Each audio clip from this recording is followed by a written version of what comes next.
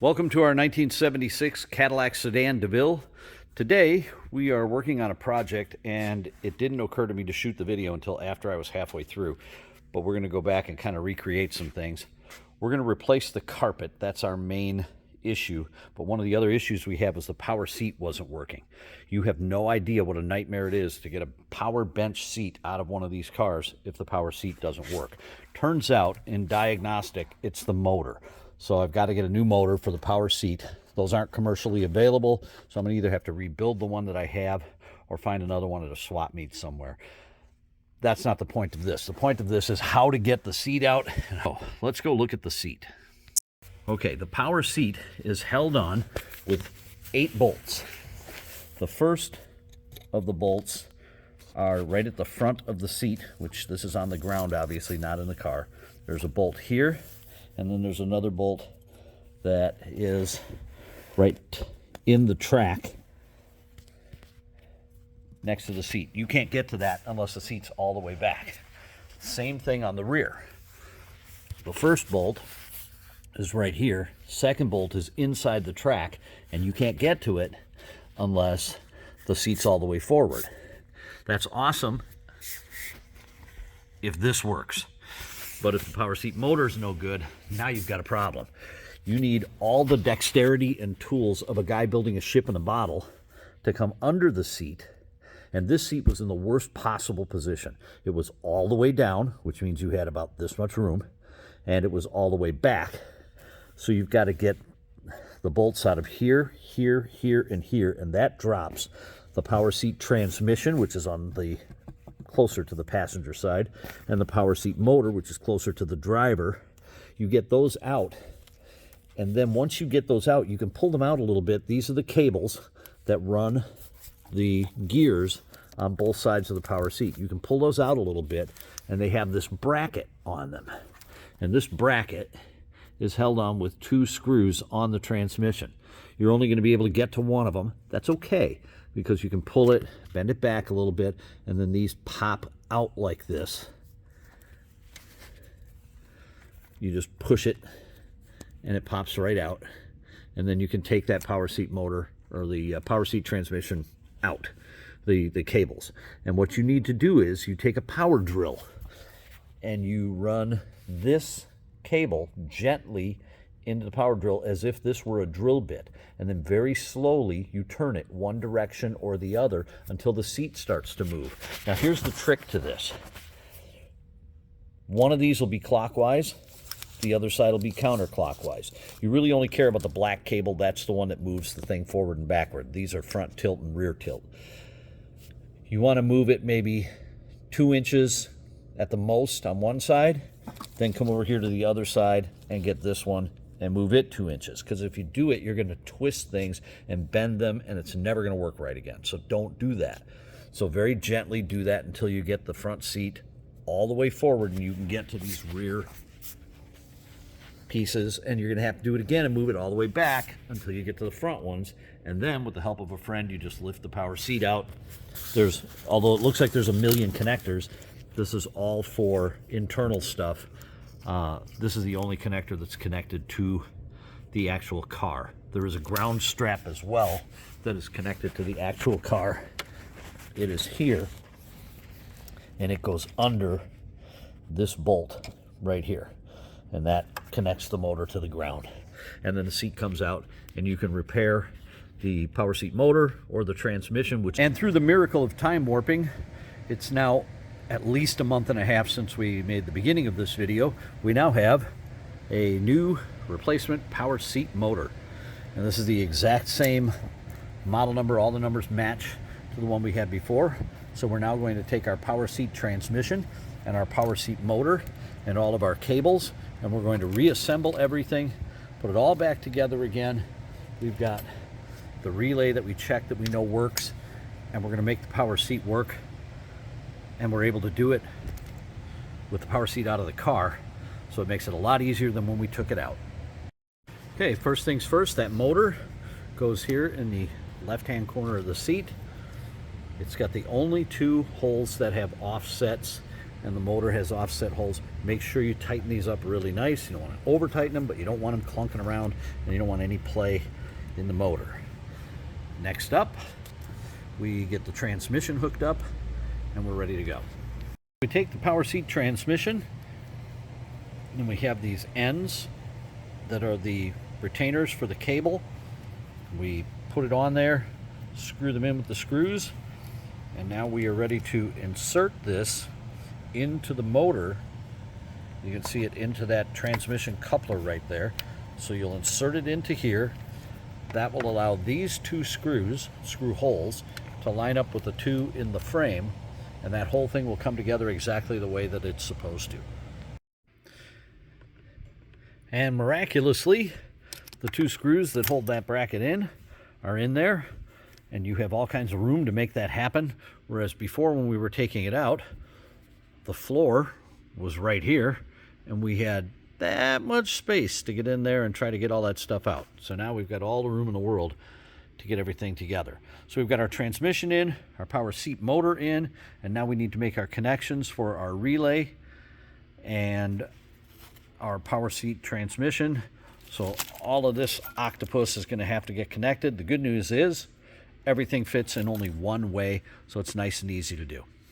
Now, if you're like me, you're saying to yourself, myself, because that's what I call myself, wasn't there a relay here? Oh yes, there was, and here it is.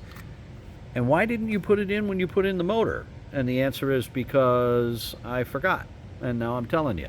It goes right here when you put in the motor. Hey, you get what you pay for. How much did you pay for this video?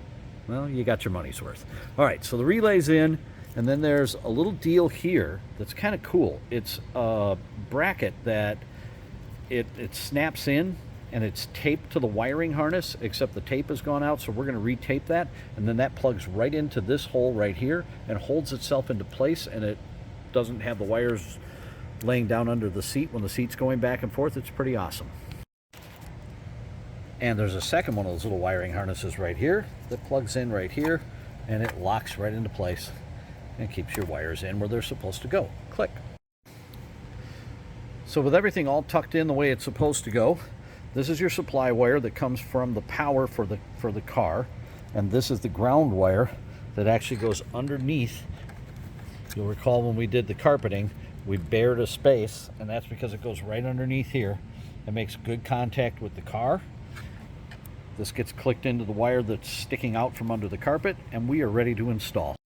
Okay, I'm going to stop for a minute on this power seat video that I'm making and explain to you what the deal is. I don't know where this particular moment in video is going to appear in the editing sequence, but it's important for you to know that it may not always be the part that's broken that is the part that's broken.